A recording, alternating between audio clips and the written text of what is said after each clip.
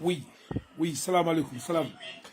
waa gaañ yi di leen nuyu rek di leen ziar di leen jox seen wàccuwaay di leen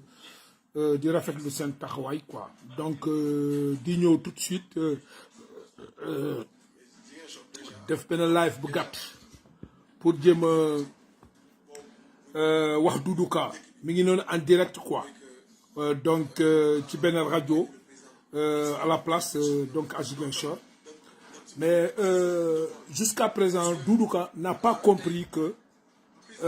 Sénégalais dañu sonn avec le régime de Macky Sall parce que Sénégalais yi fukki at Sénégalais yi ñu ngi dund coono ñu ngi dund jafe-jafe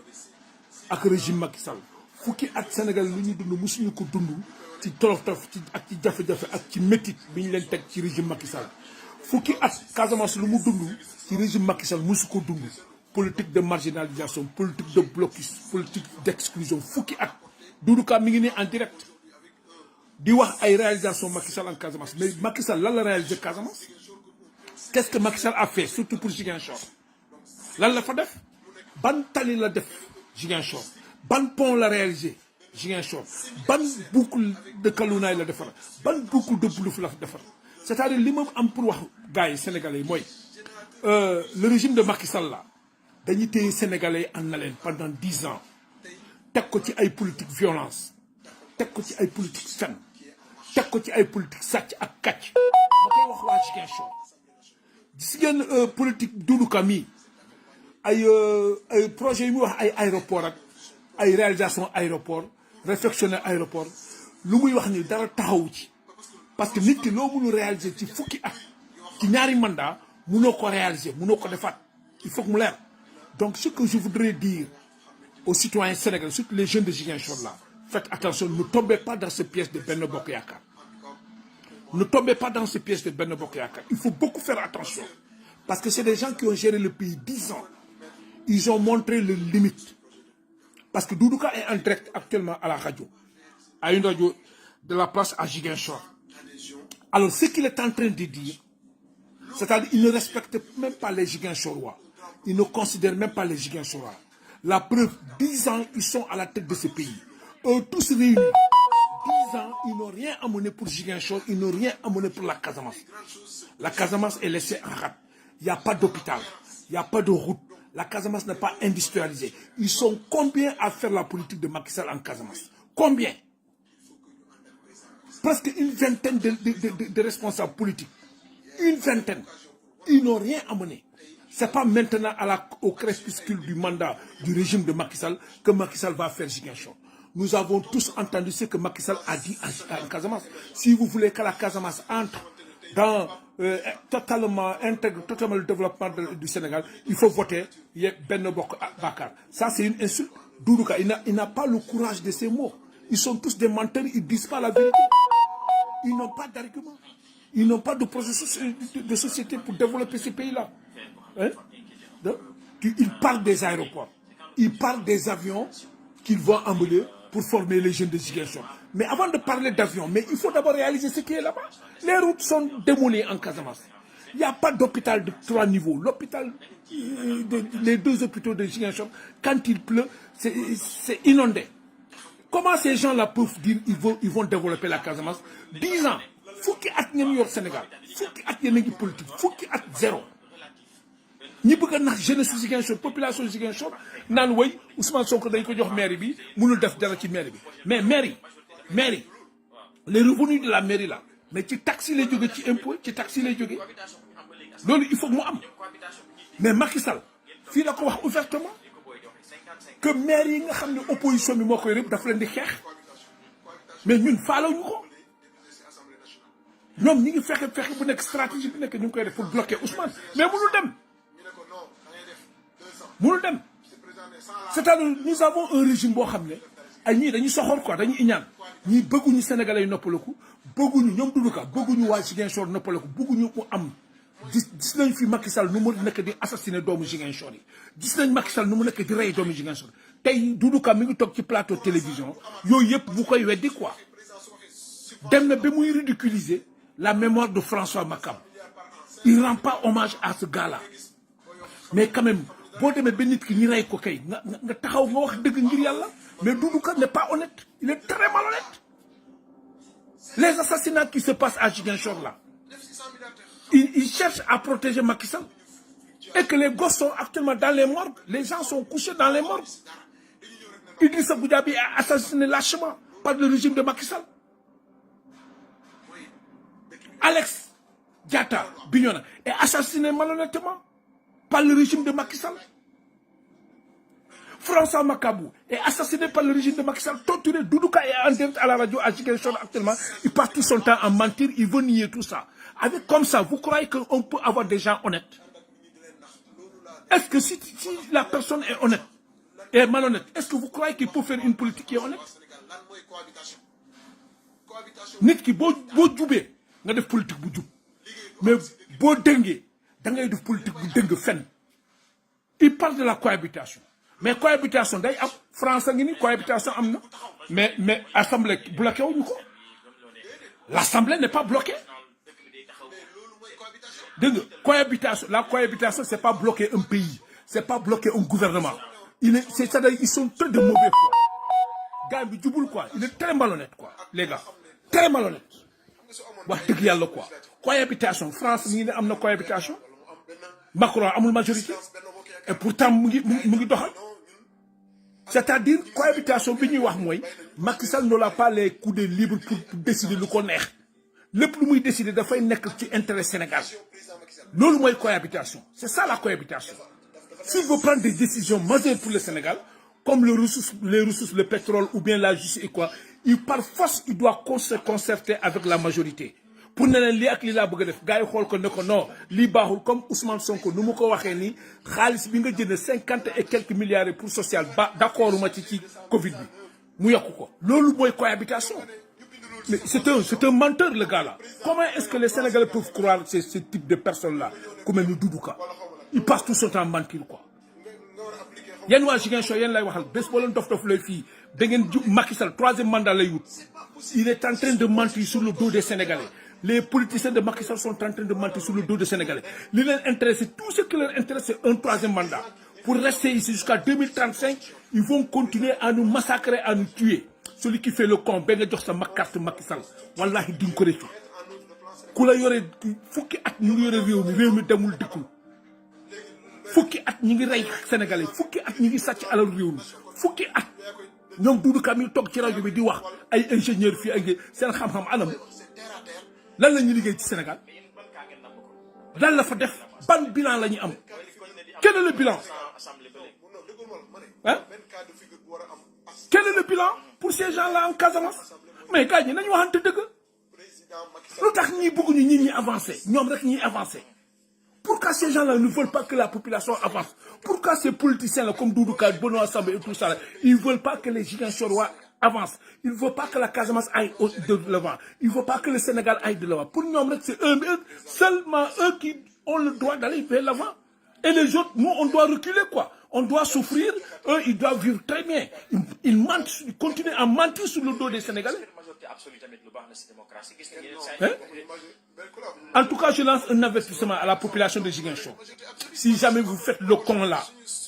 si jamais vous faites le con pour aller voter Benno Bokk Yakaar, au nom de Dieu, vous allez le regretter. Parce que 10 ans, ils sont là, ils n'ont rien fait. 10 ans, ils sont là, ils n'ont rien fait. Quelqu'un qui t'a massacré 10 ans, il t'a violenté 10 ans, il t'a volé 10 ans, il a pillé l'économie de ce pays 10 ans, il a bazardé ton pétrole, ton gaz, tout est ressources. Ce gars-là, il revient encore pour te dire que oui, il faudra me voter pour moi encore. Il va rester encore ici jusqu'à 2035. Vous croyez que le Sénégal va s'en sortir? Les Français sont là pour récupérer nos pétroles, nos gaz. L'Union européenne est là pour notre pétrole, notre gaz. Si jamais vous votez Ziguinchor, vous votez pour Macky Sall ou le Sénégal, vous allez le regretter. Il n'y a pas de grand projet pour Macky Sall. Macky Sall, l'avenir du Sénégal et des Sénégalais ne l'intéresse pas. Tout ce qui intéresse Macky Sall, c'est comment lui, il peut faire pour s'accrocher pour un 3e mandat, continuer à piller l'économie de ce pays et se partager les richesses de ce pays avec les Français. Comment est-ce qu'il peut parler de développement? Macky Sall, tous ces projets, il vient, l'autre vient jusqu'à Kaolack, ça s'arrête là. Et Le train depuis Tambacounda devait aller à Kolda, c'est du Ziguinchor. Dans 2 ans, Il est à la fin de son mandat. Quelqu'un qui a toutes les promesses de Macky Sall, c'est de la mensonge. Aujourd'hui, les politiciens de la Casamance là, qui sont avec Macky Sall, c'est même chose. Tout ce qu'ils disent, ils mentent. S'ils avaient tenu leurs promesses, s'ils avaient réalisé leurs promesses, vous croyez que Ousmane Sonko allait les gagner? Mais c'est parce que Ousmane Sonko les a gagnés, c'est parce qu'ils ont toujours menti au peuple sénégalais. Ils ont toujours menti à la population de Ziguinchor. Ils ne respectent pas les Ziguinchorois. Hein? Aussi, il faut prendre une responsabilité. Parce qu'il faut que la population de Ziguinchor puisse prendre ses responsabilités. Un peuple qui ne prend pas ses responsabilités n'ira jamais de l'avant. Si tu penses que celui qui est là, il est plus compétent que toi tu n'es pas capable, si lui seul, il est capable, or que tu sais que lui, il ne peut pas aller. Au lieu de céder la place, non, ils veulent rester là, ils te corrompent avec l'argent qu'ils devaient prendre pour faire le pays, ils te volent, ils te corrompent avec ça. Et toi, naïveté qui est, tu restes là, oui, tu ne crois pas à toi, tu ne crois pas à la compétence d'une autre personne, sinon c'est le même type qui est là. Il n'avance pas, il ne recule pas, il est sur place, toi tu es en train de mourir dans la galère. Vous voulez toujours les conduire les Doudouka, pourquoi? Le projet qu'on a commencé, on a récupéré les mairies, on continue, on récupère l'Assemblée nationale. C'est comme ça qu'on avance pour faire un pays. Ni la ñuy def pour tabax réew boo ko joxee nit fukki at réew bi demul dëkkul yow yaa ngi dund coono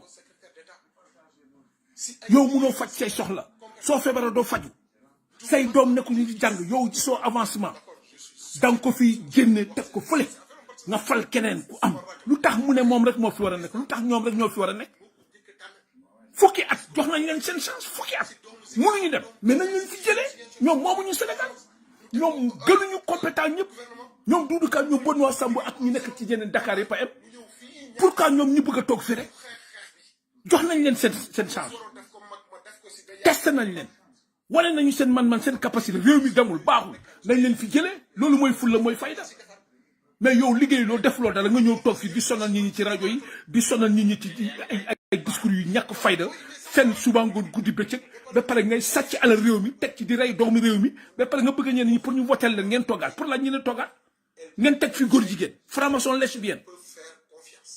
mais réewum Sénégal réew bu ñi koy tabax day avancé xam nga lan mooy tax réew mi jëm kanam nu ñu nanguwee maire yi nii noonu lañu war a nangu assemblée bi ñu avancé nangu palais bi ñu avancé ki fi toog mu liggéey bu liggéeyu ñu jëlee ko fi loolu mooy dëgg fulla ak fayda lañu war a àndal ay di jaay bopp woy man am naa xam-xam ñoom seen xam-xam bu ñu am yëpp fan la jaar fukki at ñaata milliards lañ leen voté fukki at ñaata milliards lañ leen voté pour ñoom mel ni ñun Sénégal bëgguñu dara mel ni ñun Sénégal amul yeneen compétence mel ni ñun Sénégal amul kenn ku am compétence Macky Sall ak ñoom Doudou Ka ak ñi fa àndal ñoom ñoo am compétence ñoom rek ñoo fi war a toog pour lan loolu lu tax ingénieur la moom xam-xam bu mu jàngee kenn gisu ko nañu waxante dëgg Sénégal foo laal dafa métti foo laal ci Sénégal métti na du faj bi du njàng mi du koom-koom bi du développement du industrie du dara yokkute bi ñoom rek ñoo yokku mais Sénégal yokkuwul Sénégalais yokkuwuñu léegi ñoom pourquoi ñoom ñu bëgg a forcer nit ñi par force nit ñi dañu war a leen voter pour jox leen assemblée nationale te ñoom ñu yoree assemblée nationale fii fukki at ñaata at ñu ngi poussé seen mandat yi assemblée nationale ak lan la ñuy liggéeyal Sénégal dama ne Sénégalais yéen lay waxal rawatina waa Casamance réew dañ koy teg ci dëgg réew dañ koy liggéey réew tappale du ko yor réew du toog ci micro télévision yi ak rajo yi di xotteeku suba ngoon di fen di duul di dajale te yow nit kiy toog di fen di dajale joxoon nga ko réew mi mu yor ko fukki at natt nga ko ba xam limitam xam man-manam xam nga ni kii mënul dem danga ko fi jëlee loolu mooy fulla ak fayda ak jom loolu mooy fulla ak fayda ak jom surtout jeunesse bi façon wax bu nekk ñu ngi koy wax ñu ngi dugg porte à porte enjeu bi yëpp ñoom tey gis nañu ni Sénégalais won nañ leen ginnaaw gis nañu nit ñi taxaw nañ yeewu nañu ñoom tiit nañu léegi ñoom ñu ngi toog ak seen journaliste corrompu yi toog di fen suba guddi bëccëg. aéroport Cap Skirring lii liggéey la aéroport Ziguinchor mi ngi ni mu tëj ko fii la fen mu ne day defar aéroport Tobor bi da ngeen gis Macky Sall teg brique pont Émile Badiane baa ngi ni léegi laaj leen Doudou Ka lu tax pont Émile Badiane defaruñu ko lu tax pont Tobor bi defaruñu ko lu tax tali Tobor bi defaruñu ko lu tax pont Bayla bi defalu ko lu tax pont Diouloulou defalu ko parce que enjeu yi xeex yi yëpp mooy Ziguinchor parce que foofu la Ousmane nekk maire ñoom ñëpp bu ñu liggéeyoon Ousmane du leen gagné mais parce que liggéeyuñu koo dénk réew fukki at liggéeyul deful dara dañuy sanctionné leen ci kii bi ci élection locale yi nañu continuer sanctionné leen ci élection législative yi ñu nangu ñii du ñu liggéey ñii ñuy wut yëpp fen la rek pour Macky Sall am 3e mandat ñoom ñi dellu si waat toogal ñoom ñi fi toog ku ci nekk sa intérêt ngay xool xooluloo intérêt réewum Sénégal de xooluloo intérêt sénégalais yi ñoom xooluñu seen yoon nekkul ñu ci intérêt sénégalais ñoom seen yoon nekkul ci coono bi sénégalais yi di dund xam nga ñoom li ñuy xeex ñoom dañuy xeex bi ñuy fenn yëpp pour ñoom seen intérêt ñuy toog fi parce que Macky Sall bu fi toogee ñoom ñooy continuer toog fii te Macky Sall amul droit am 3e mandat.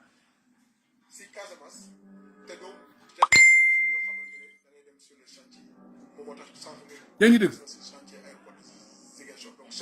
ma bëgg ñu bàyyi ko Ziguinchor Casamance amul benn chantier bu fi taxaw day fen ban bilan la am du industrialisation du dara du dara jeunesse Ziguinchor bi ñoo war a yeewu xoolaat seen bopp nit da ngay am fulla am fayda moom Doudou Ka fu mu toog nii yéen am ngeen compétence bi ko raw pour toog foofu yéen am ngeen droit ngeen nekk ministre yéen jeunesse yu Ziguinchor ñu bëri ci yéen am nañu compétence bu leen xeeb seen bopp nit du xeeb boppam yàlla bëggul nit kuy xeeb boppam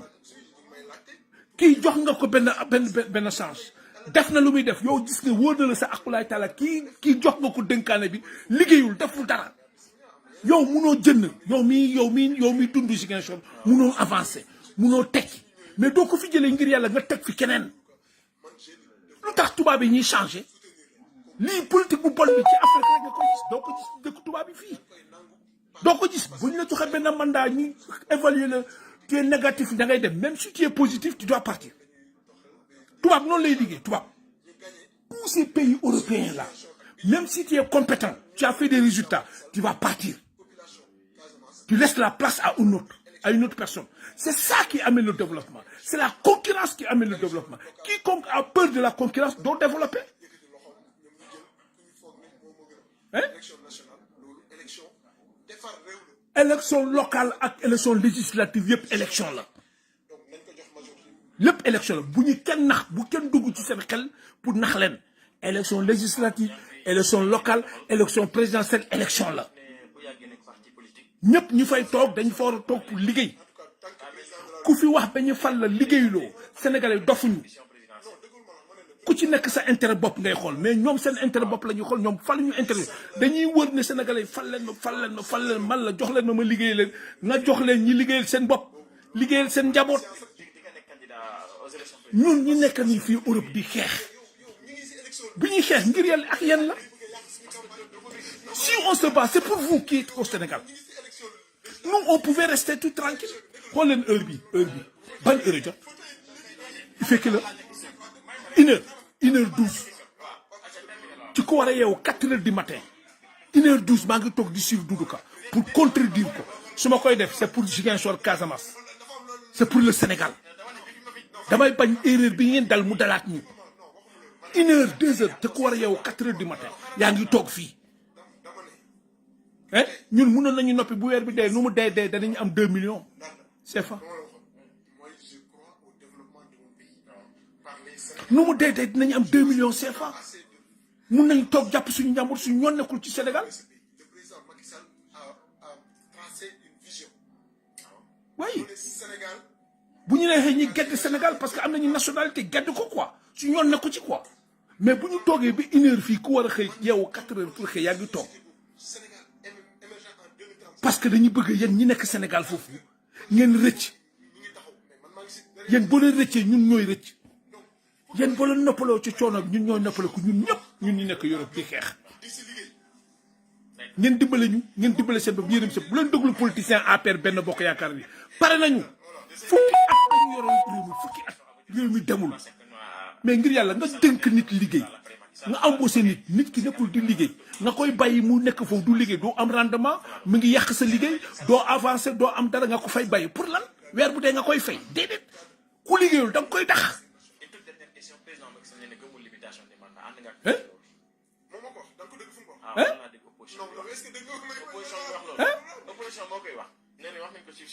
mais nit ki boo ko embauché liggéeyul deful liggéeyam nga taxaw ko fii ku ñuy jox liggéey doo respecté sa liggéey doo defee dañ lay dax mais ñoom dañ leen embauché 10 ans fukki at liggéey ba seen mandat bi jeex ba léegi ñu bëgg a forcer jalgati di ba mu jarale ñuy rey sénégalais yi pour ñu mën a toogaat fii bu doon dañuy liggéey kon jarul rey ay sénégalais ñoom bu ñu amoon bilan ci biir Sénégal benn bokk yaakaar ak Macky Sall kon jarul ñuy campagne parce que sénégalais dofatuñu nañu ko xool rek ni sénégalais yi joxe baat joxe bopp joxoñ coalition Yewwi Askan bi ñëpp ñi ngi daw ci Yewwi Askan bi lu tax parce que jub ak dëggute ak gëm seen bopp gëm Sénégal mais ñii moo ñu wutee ak ñoom benn bokk yaakaar bi ñu yore Sénégal ñoom au moins ñoom yor nañu réew mi fukki at jàmbaar mais koo dënk sa réew sa entreprise nga dënk ko nit fukki at nit ki di liggéey pertement doo ko dàq mais ti nga koy renvoyer c'est exactement le Sénégal c'est exactement les députés qui sont à l'Assemblée nationale gis nañ seen taxawaay fi député APR yi man député Macky Sall la et pourtant Macky Sall woteelu la de mais askan bi ñoo la woteel nga dem Assemblée nationale yow nga ñàkk a jom ñàkk a fulla nekk benn député càpptaat yow taxaw naan Macky Sall man député Macky Sall la loi bu ñëw ma wote ko soxloo ma xool ndax loi bi baax na wala baaxul comportement bu bon boobu seen jikko bu bon boobu moo tax Sénégal dem ay loi yu bon rek lañ fi wote ay góor jigéen ay lesbiennes ay franc-maçon ay député yi jaay passeport ay député yi def trafiquant faux billets ay député bandi rek la ñu wote ci ñoo nekk ni wut réew mi nii mais ngir yàlla ak yonent bi ñun sonn nañu ci wax bi dañu sonn une semaine la ñu am pour teggil coono bi Sénégalais yi une semaine ñoom ñëpp ñu ngi wër ci plateau rajo yi di wax ñoom Doudou Ka ay ñeneen wéy Ousmane Sonko jël na mairie bi mënul dem mais Ousmane Sonko jël na mairie bi mairie bu mu jël noonu mais lu koy liggéey xaalis la impôt yi la ak taxes yi ñooy rentrant pour mairie mais subvention bi nga xam ne droit la xaalisu sénégalais la subvention bi wala subventionné mairie mais Macky Sall fii la ko wax dafay nee na dafay xeex mairie yëpp mairie yi Yewwi Askan bi dafa leen di bloqué loolu la beneen bi encore ñu téye passeport Ousmane Sonko bu ñu téye passeport Ousmane Sonko ñun ñu nekk ci diaspora bi bu ñun ñoo fi toog ñun ñu ngi fii mairie Ziguinchor amul blocus parce que ñun ñi nekk ci diaspora bi ñu ngi yónnee ay partenaires Ousmane mi ngi doog a toog man ñaata partenaire laa ko yónni combien de partenaires j'ai envoyé yi nga xam ne Ousmane Sonko recevoir na leen des partenaires waxtaan ak ñoom teg di table ñaata yoon ñi ngi xeex pour positionner des conteneurs de matériel ay labo du matériel te matériel boobu conteneur bu ñu wàccee Dakar mais Macky Sall moo koy xeex moo koy bloqué c'est ça ñoom ñoo yoroon mairie Ziguinchor ils n'ont pas assaini Ziguinchor est-ce que ñoom bu ñu assainiroon Ziguinchor est-ce que Ziguinchor dina inondé est-ce que Balde bu assainiroon Ziguinchor est-ce que Ziguinchor dina inondé et pourtant c'est un partenaire de Macky Sall Abdoulaye Balde chaque at budget 80 millions pour mbalit bi ak assainissement eau bi mais ils n'ont rien fait même pour ramasser les poubelles là di budget boobu dañ koy lekk 80 millions yi gars yi dañ koy sàcc lekk ko ñi bàyyi Ziguinchor mu salte mu tilim tey maire bii ñëw bii curage bu mu doon curé caniveau yi ne ak fossé pour ndox mi jàll su ko kiiréewuloon kon tey Ziguinchor taw bi du taw rek mu wow tey Ziguinchor mooy la ville la plus propre du Sénégal mais c'est parce que les Doudou Ka là ils sont très malhonnêtes incompétents ay fekkee na dëmm fekkul dëmm ñoom xam-xam bu ñu jaay yëpp gisuñu fi dara njëriñu Sénégal ñoom seen xam-xam yëpp rey sénégalais yi assassinat fen sàcc lañ fi nekkee ah nit ki ñoo liggéey sénégalais fipp ñoo ak nit ñi dëgg ñu jub ñu ne non bu ñu fal ñooñu baaxuñu voilà ñoom ñi fi nekkoon yor réew mi fukki at réew mi demul dëkkul dara baaxu ci ñi fal leen quoi pour la Ousmane Sonko impôt et domaine la dekk 15 ans waa Ziguinchor bu ñu def fukki at ak juróom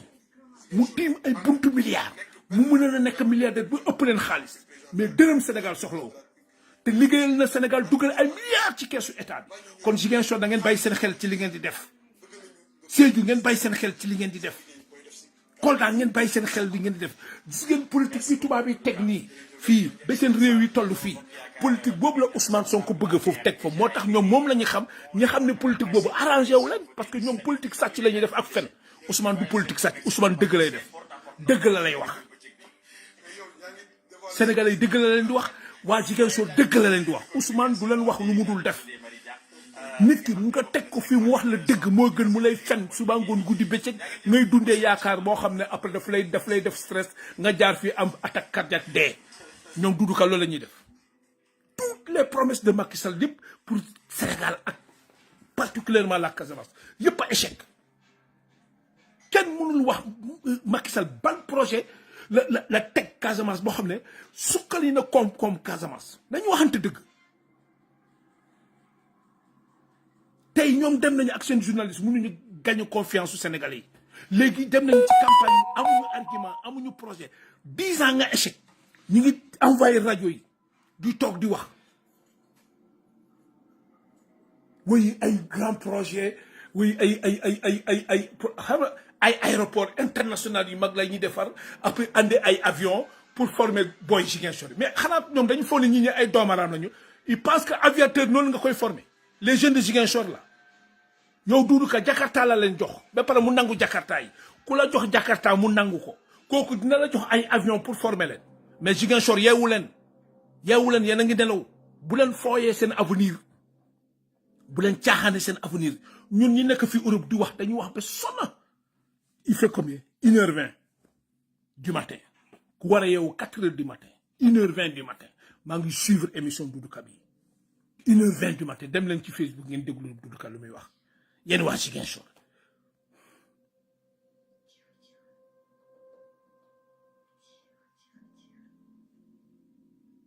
ku ci am soxla rek mu téléphoné la ordonnance dama feebar grand dama bëgg a def lii grand dama def nii yow dimbali ma fii man tey baaxul sama facture courant bi dañ may coupé man li may jot ci ay coup de fil yi fiy jógee mais dafa jéggi dayoo mais tamit ñun tamit mënuñu continuer à chaque fois tamit lu ñu faraatu fajar rek ñu jox leen ko ñun 4h du matin la ñuy yeewu jàmbaar ndimbal ak yërmande yërëm leen seen bopp yi ñi yërëm ñëpp ñun bu ñu neexoon ñu toog fi aw nu mu day da ngay am 2 millions par mois nu mu neex nag mu nga am sa 2 millions toog nu mu métti neex mu nga am 2 millions mais si ngeen sor yonent bi yeewu leen bu leen def erreur mu ba ngeen jiit ni way yaa ngi biir bàkkar yi bu leen def erreur boobu quoi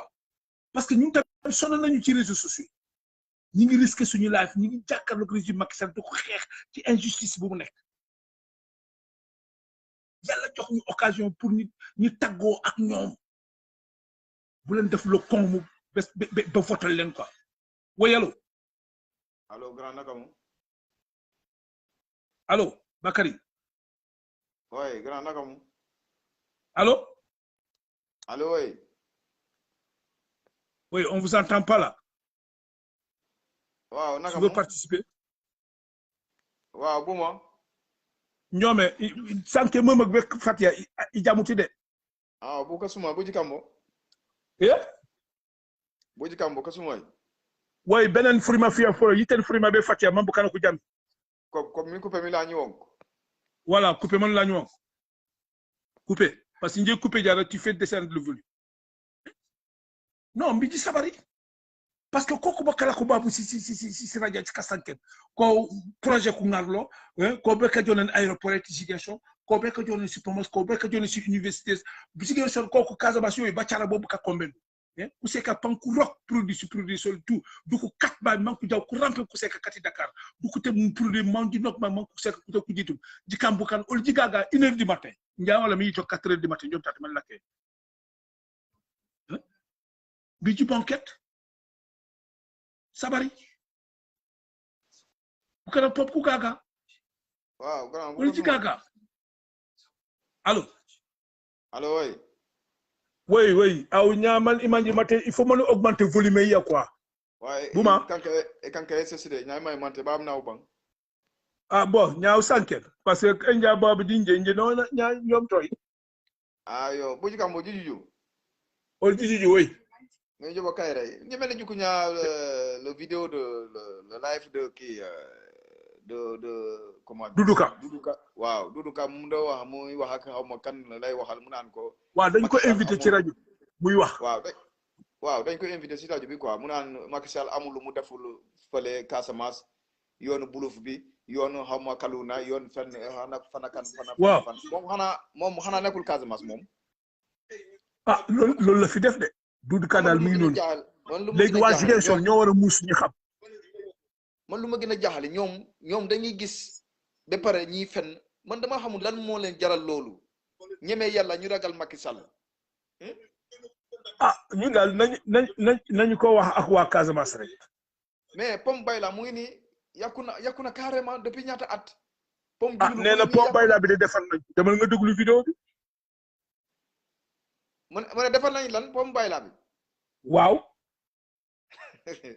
xanaa ñun du foofu la ñuy dégg xanaa du foofu la ñuy jaar chaque jour kañ lañ ko defar léegi yéen waa Bayla yéen a war a jënd pour wax waa Bayla Duduka lu mu mais ñun chaque jour foofu la ñuy jaar kay foofu la ñuy jaar ñun foofu la ñuy jaar pom bi nee na Pom Bayla bi Duduka loolu la fen fi fen yooyu la fi fen waaw léegi Pom Bayla buñ ko defaree léegi Pom Jululu nag duñ ko defar ma ne balaa ngay wax Pom Bayla ak Pom Jululu pont Émile Badiane bi est-ce que defar nañ ko waaw pont bi dañ ko modifier suude weñ yi di koy defaraat depuis kañ bi léegi jël yoonu buluf bi def benn couche ñu naan dañ ko defar mi ngi noonu de oui moom dafa mu naan moom Casamance la man dama xamul ñoom ñëpp ñi nekk si Macky Sall ñi de Casamance ñoom ñëpp duñu nangu wax dëgg Macky Sall mais waa Casamance de bu ñu ñàkkee fayda moom loolu moo leen di dal bu ñu ñàkkee fayda wallahi Casamance du avance non mais ñoom dañu war a wax ak ñoom pour wax ak ñoom dafa jot parce que ceroo ko gis naa benn live Mimi Touré dafa demoon foofu xama bi ñu na xama fan gars yi génne en masse xama dañ leen fay xaalis xama lan mais en tout cas lu ñu def ñun rafetuñu loolu duñu toog Macky Sall mu rey suñu doom yi ba pare mu yónni Mimi Touré ñëw di leen baab ñoom ñu koy daw di koy toppaat si ginnaaw lii dafa ñaaw lii dafa ñaaw Macky Sall du ñu rey suñu doom yi ba pare ñuy wax même pas 1 mois motul sax 1 mois sax mu reyaat encore suñu doom ba pare ñoom ñi ñëw foofu noonu di campagne foofu di wax lu leen neex foofu noonu ñuy daw gars yi di daw di leen topp men lan la léegi gars yi nañu dem la ñu xool bu dee Casamance bugul jàmm bugul boppam dinañu xool ci élection yi ñun de moom bu gars yi dof la ñu woteel fii Yewwi Askan wàllu ñun pare nañu quoi parce que combat bi moom c'est fini waaw dinañu wax Ousmane mu noppalu quoi parce que Ousmane Sonko du ñu xeex ba exhibé fii ñoom ñu jël xeex bi yëpp sànni ko ci àll bi loolu mënut a nekk quoi parce que ñoom seen stratégie mooy éliminer Ousmane Sonko à Ziguinchor après ñu ñëw taxaw ne Sénégalais yi voilà mënul gagner sa département am dugg na fi jënd na fi mënul gagner sa région de Ziguinchor naka lay mën a gagner Sénégal te ñoom xam nañu ils font pas le poids. li ñu def nii loolu lañu defoon élection présidentielle bu 2019 bu ñu woote woon yëpp bi ñu na ba Ziguinchor bi ñu na ba buluf kii yëpp bu ñu woote woon Ousmane Sonko dina gagner mais am na ñi nga xam ne dañuy seen xolee bon ñoom pour ñoom Ousmane Sonko nu mu yàlla mayee nii ñoom man dama xamul nit noo ko mën a damay xalaat ba sonn du ma jàpp quoi. En tout cas de en tout cas dans la Casamance yi jël seen responsabilité Sénégal dañ jël seen responsabilité parce que ni mënul continuer quoi ñun mënuñu continuer xeex bi ñu koy xeex nii ba pare ñoom ñuy dof lu fële non non après chaque fin de mois woy di non sonal coow ñi lay fi bëri Europe dimbala ma fi coow lay bëri rek mais Macky Sall mënu benn bokk yaakaar mënuñu gagné Casamance loolu mënul nekk gars yi xaalis leen di jox ñoom dañuy lekk xaalis bi de nañu lekk xaalis bi il faut ñi ñuy wax ci de il faut que tamit ngeen wax ci il faut ngeen wax ci non mënuñu gagné ba Casamance parce que d'accord mënuñu toog diñuy teg ay nattu ba pare diñuy rey ba pare diñuy dóor diñuy tëj ba pare ñu ñëw encore di wote non loolu mënul nekk yow xam même boo gisee ñu ko topp ci sax da nga xam ne carrément ñii gars yi da leen di jox xaalis mais tamit damaa gis si Facebook tamit ñu publier ñu ne ama gars bi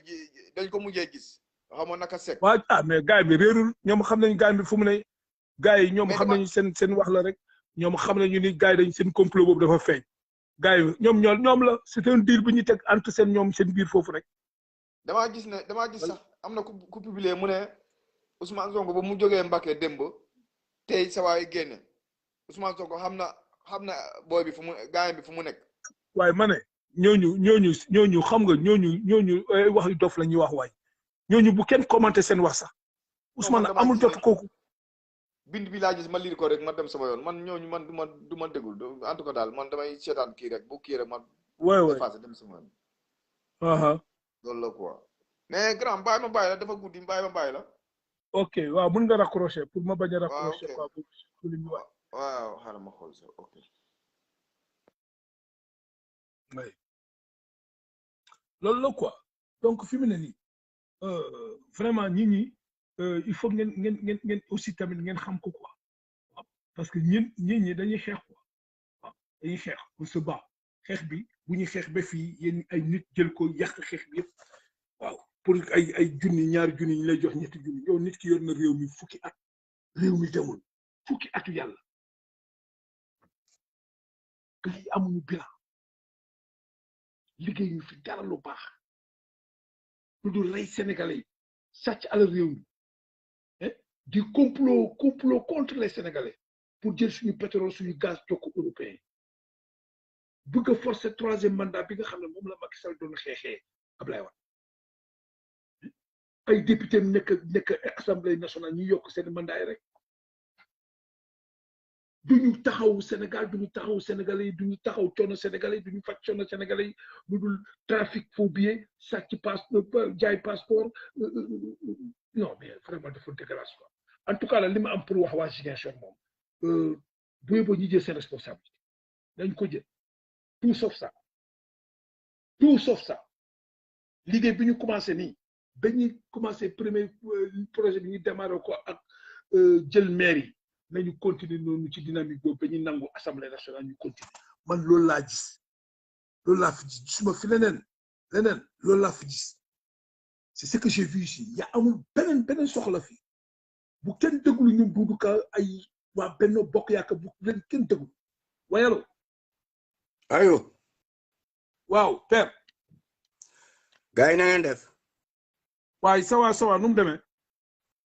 maa ngi si jàmm un peu fatigué mais ça va ah ok waaye xam naa ne sa mën maa am problème volume wala sa volume bi la allo ah bon dégguloo ma waaw yokkal baat bi mu jóg tuuti waaye maa ngi lay déglu père dama dégg seen waxtaan wi tout à l'heure moo tax ma dugg way bu leen waxati loolu mu victoire bi pare na ñun ñu ngi mois d'août bu kenn amati benn doute amul benn gox buñ mun a am 100% des traites dafa am toujours ci famille des traites dafa musa am ci famille nga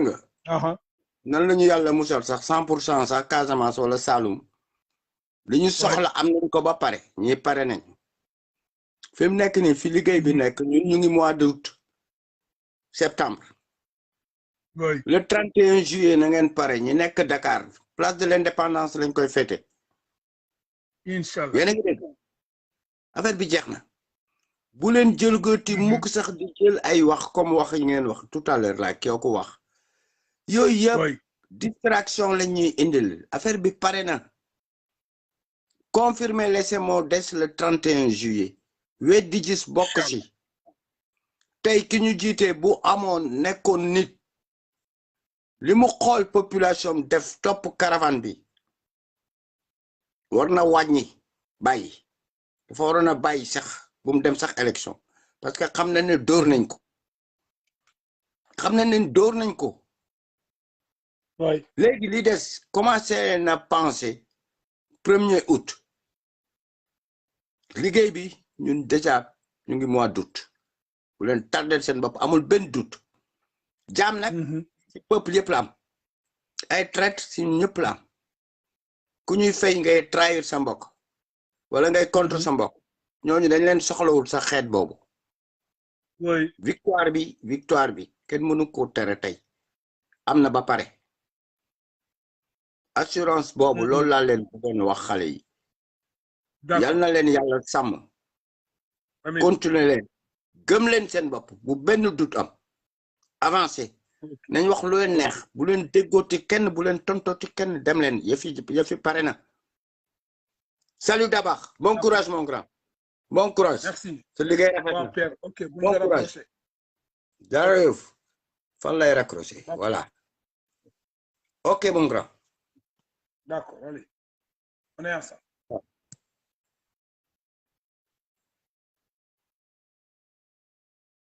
voilà donc l'heure est grave parce que bu fekkente ne yow nit ki musoo ko dënk sax nga ne waaw mais yow nit ki dënk nga ko essayé nga ko testé nga ko mettre nga nit ki à l'épreuve 10 ans mu échec mais pourquoi nga bugg ko mettre encore en épreuve lu tax nga bugg ko falaat 10 ans nous les avons tous testés on les a mis à l'épreuve 10 ans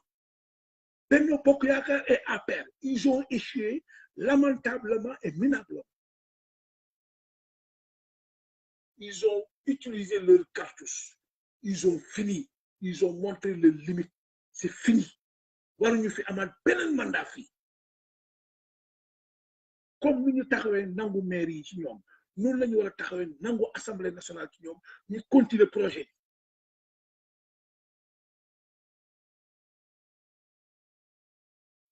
et c'est ça la vérité un changement on n'abandonne pas un changement à mi-chemin nous avons démarré un projet de changement réel qui a porté ses fruits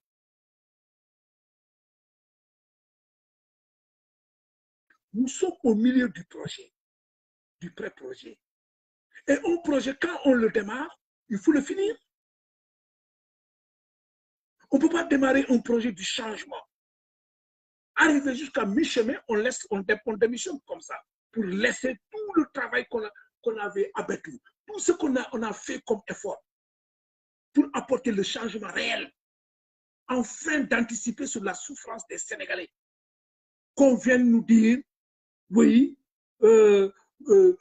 refaites-nous confiance redonnez-nous confiance oui non on les a fait confiance on les a fait donner un mandat de 10 ans ils ont échoué il faut les dégager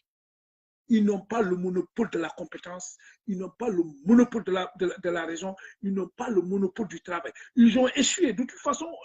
on les a mis à l'épreuve et le résultat il est là les Sénégalais souffrent les Sénégalais sont malades les Sénégalais sont pauvres les Sénégalais sont terrorisés les Sénégalais sont assassinés midi matin midi soir les Sénégalais sont dans l'insécurité totale alors pourquoi est-ce qu'ils veulent qu'on leur donne encore une autre chance non c'était comme si on n'a pas confiance aux autres Sénégalais qui sont là nous devons revoir notre copie franchement un pays qui veut se développer ne se comporte pas comme ça un peuple qui veut aller de l'avant ne se comporte pas comme ça parce que moi je ne peux pas te confier mon entreprise tu as fait couler l'entreprise je me suis battu pour relever l'entreprise et tu reviens encore pour me dire encore, redonne-moi encore, refais-moi confiance. Je ne vais pas le faire. C'est exact ça. Le Sénégal aujourd'hui est une entreprise.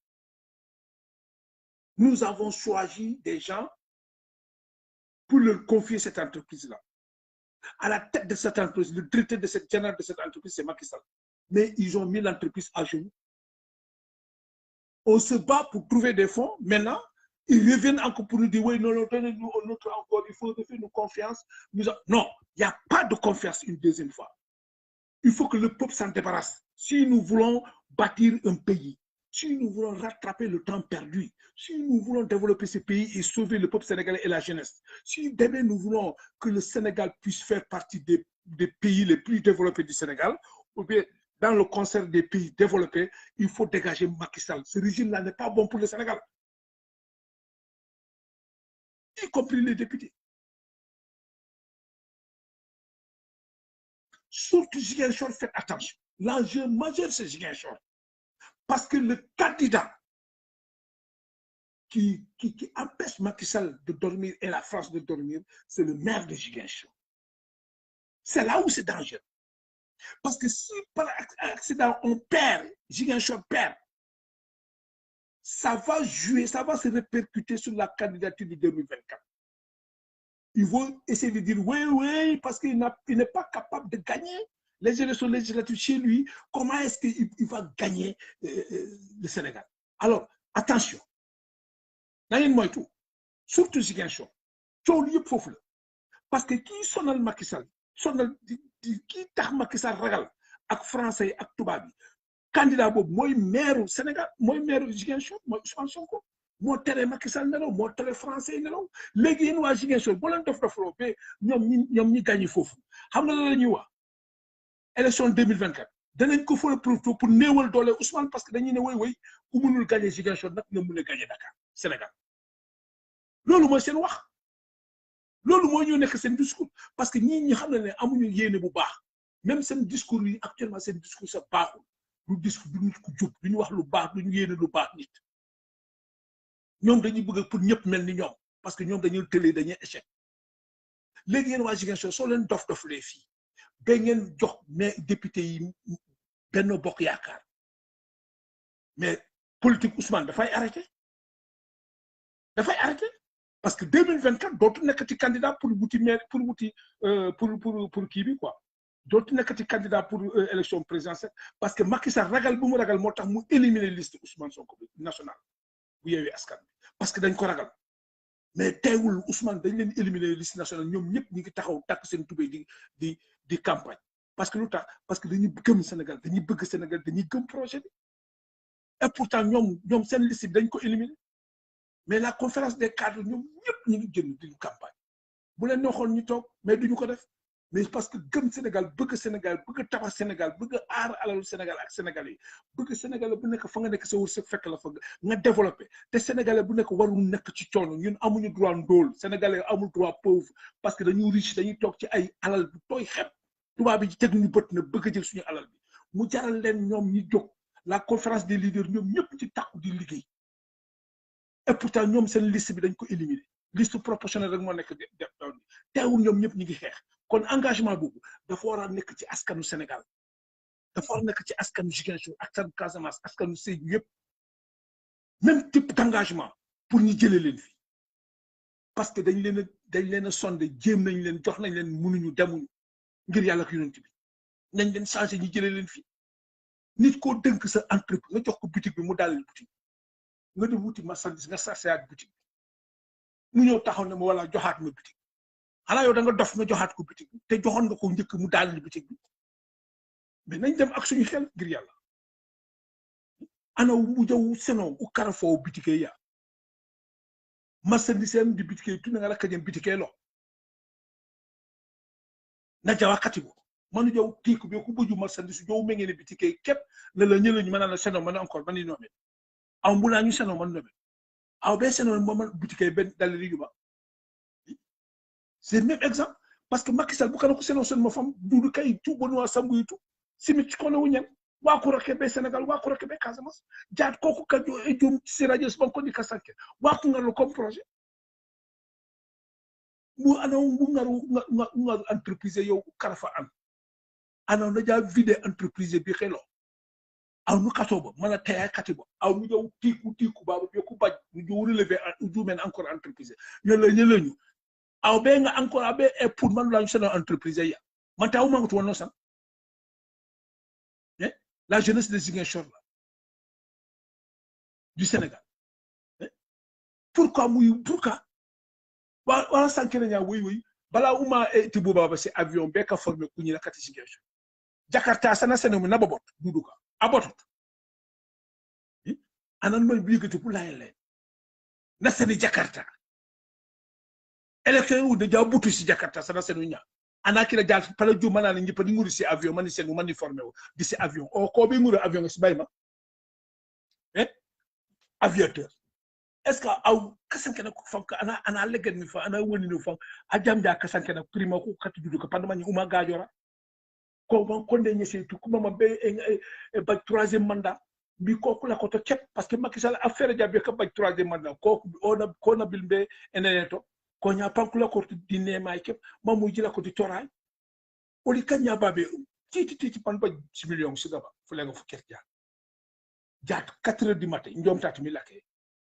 1h 2h du matin ndom tati ka sanket parce que émission du ni laké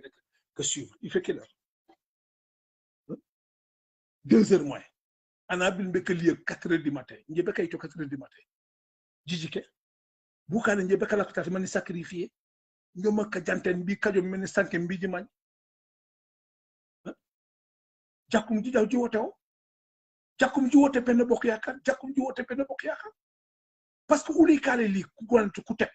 ku kaje mo fumpu dudu kanala ku jolo njone pometi bayla ajuke man ku jolo ne pometi bayla fana sanke mitate sabari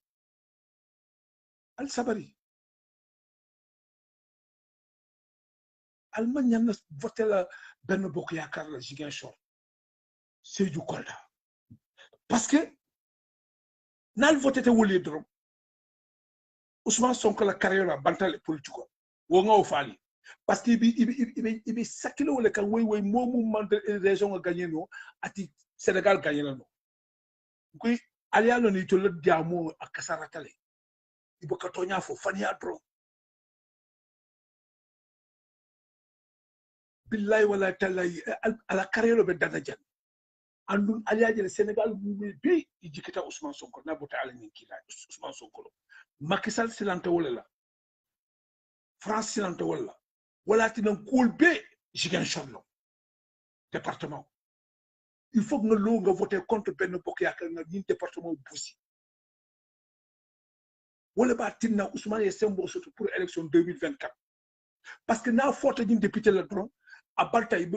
wula le ka fo wala Ousmane Sonko man député gagné no atebe Sénégal gagné na andu ya jëlé bi ñi campagne au Sénégal be ijikita Ousmane Sonko na botale kila ota atul Ziguinchor ko asal hakilo tu ni mo karafas banko ma sanji tang amam fen kamay amay nafa yi bituko sarse ya di mola ay bituko boyin ay filige atata na fulo mu bije be asika tata la hajo iti tata kele yina da yi bituko fandi ko teke ay murna ko te kafo ko bituko dina muna yibe bituko dina lu ko teke al sabari surtout fonding kel jeunesse al bala fatul ye bitu bonket di sabari kana kuma meni suke annonce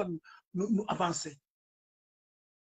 ok nyamu yene be kaje jusqu'à demain gagne ni am fi ko be demain bonne nuit parce que man 4 heures la yow xolal ban heure mo jot 2h40 2h46 1h46 ma ngi tok fi dafa metti quoi parce que yeen bo len amé jamm rek ñun ñi am jamm ñu mënon lañu tok fi ku ci nek yor sa xaliss suñu jabari suñu doomi ñi ngi fi merci de demain